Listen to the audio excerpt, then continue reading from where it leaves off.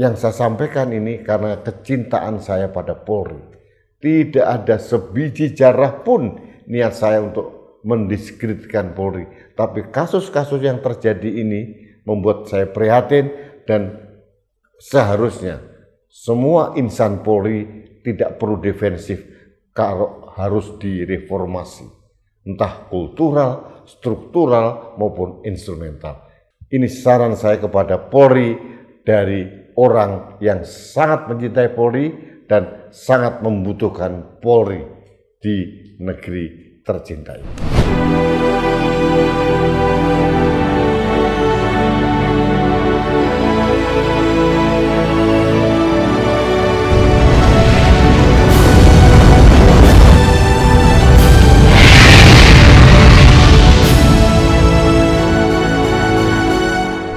Halo sahabat Indonesia, kita bertemu kembali dalam Opini Rudi di Anak Bangsa Channel.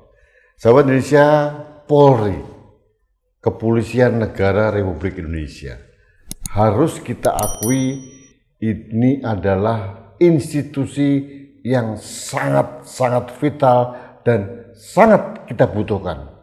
Masyarakat membutuhkan polisi, itu tidak bisa dibantah.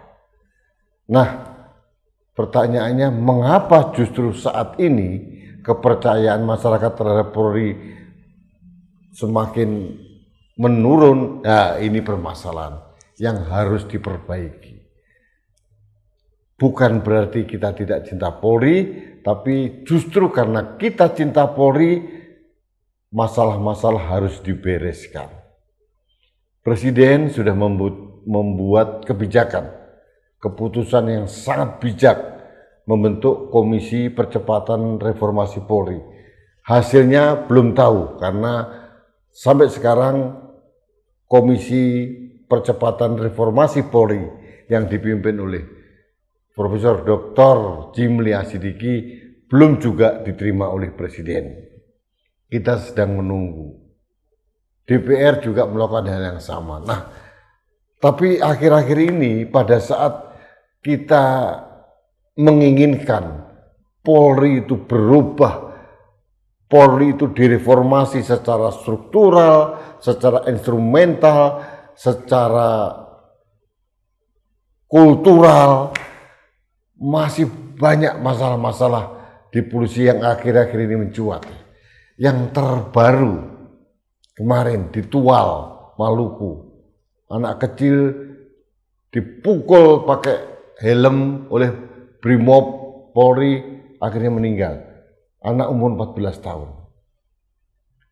Belum lagi kasus Kapolresta Bima Kota yang ternyata terbukti mengkonsumsi narkoba dan terlibat dalam peredaran narkoba dan bertumbuk-tumbuk melakukan kegiatan asusila, perzinahan, dan menerima uang dari bandar narkoba.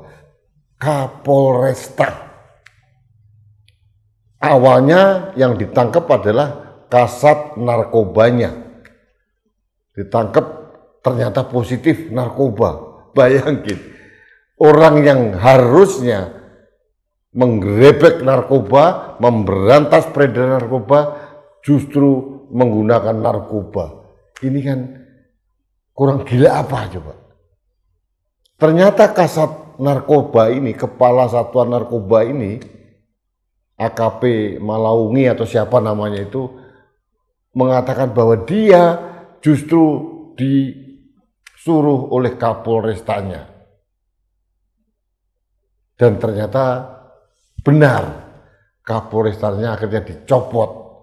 Dan yang membuat saya bingung itu, istri dari Kapolresta ini juga positif narkoba. Bahkan teman dekat Polwan yang namanya titik-titik itu, tidak perlu disebutkan, juga positif narkoba. Suami istri mengkonsumsi narkoba, padahal dia Kapolresta. Kurang gila apa ini? Sekarang mereka sedang diproses, yang Kapolrestanya dipecat, diproses hukum, kita melihat nanti seperti apa. Banyak kasus di Sleman misalkan. seorang suami membela istrinya dijambret, malah dijadikan tersangka. Banyak kasus lagi. Ingat, Kapolresta atau Kapolres Ngada terlibat jaringan pedofil, asusila kepada anak-anak kecil, divonis 19 tahun. Ingat juga di NTB, ada polisi membunuh polisi di Solok Selatan. Banyak sekali kasusnya. Belum lagi yang besar-besar, Verdi Sambo, kemudian Teddy Minahasa. Itu terlalu banyak kasus polisi yang harus kita waspadai. Belum lagi yang belum terungkap. Polisi membekengi tambang, polisi membekengi judi online, polisi membekengi ini, membekengi itu. Terlalu banyak oknum-oknum yang berkumpul. Apakah kalau sudah terlalu banyak ini oknum? Makanya memang penting sekali reformasi Polri. Jadi menurut saya hendaknya insan-insan Bayangkara Negara yang tergabung di Polri ini introspeksi dirilah.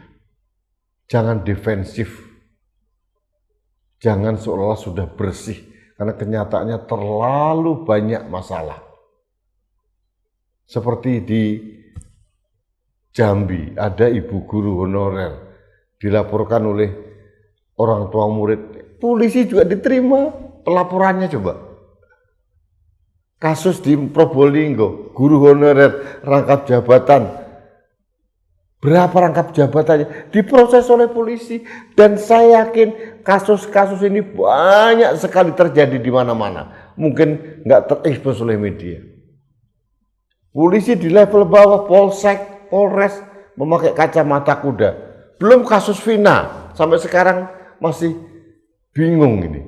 Kasus Jessica Wongso, kopi sianida, terlalu banyak cerita tentang polisi ini.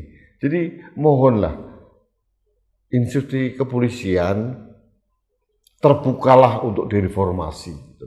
Jangan defensif, jangan hanya pokoknya saya maunya tetap polisi di bawah presiden. Kita tidak penting kok polisi di bawah siapapun. Kalau mengutip apa yang dikatakan oleh Komjen Polisi Purnawirawan Susno Duaji, di bawah Kementerian Peranan Wanita pun nggak ada masalah. Yang penting polisi bekerja dengan profesional. Itu yang kita inginkan kepada polisi ini. Tidak perlu polisi menggunakan buzzer-buzzer, memobilisasi dukungan-dukungan. Nggak penting, Pak. Yang penting bekerjalah secara profesional. Karena polisi ini kewenangannya luar biasa. Selain tugas melayani, mengayomi, melindungi, tapi juga sebagai penegak hukum. Ada KUHP, ada KUHAP yang dipegang oleh polisi, mempunyai kewenangan yang sangat tinggi. Tapi di sisi lain, polisi harus mengayomi rakyat, melindungi rakyat, melayani rakyat. Kami bersuara seperti ini karena betapa kami mencintai polisi. Tidak mungkin negara tanpa polisi.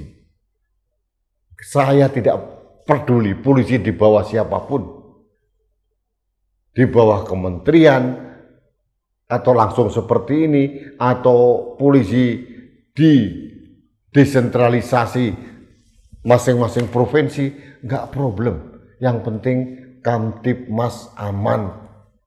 Jadi polisi juga harus introspeksi diri. Kemarin Polri ya mendukung program pemerintah lah, membuka 1.700 sekian dapur MBG atau punya dapur SPPG, Satuan Pelayanan Pemenuhan Gizi. Pertanyaan sekarang, untuk apa polisi ngurusin MBG ya? Apa maling sudah tidak ada lagi, begal tidak ada lagi, perampok tidak ada lagi, pemerkosa tidak ada lagi, teroris tidak ada lagi, banyak kasus-kasus kriminal. Mengapa polisi melakukan tindakan yang bukan tupoksi utamanya dari polisi? Hanya sekedar untuk melayani program pemerintah. Fine program pemerintah, tapi harusnya diserahkan pada orang-orang yang kompeten. Polisi, tentara, tugasnya berbeda. Kalau polisi menyangkut keamanan negara, tentara, TNI menyangkut pertahanan negara. Itu loud and clear sebetulnya.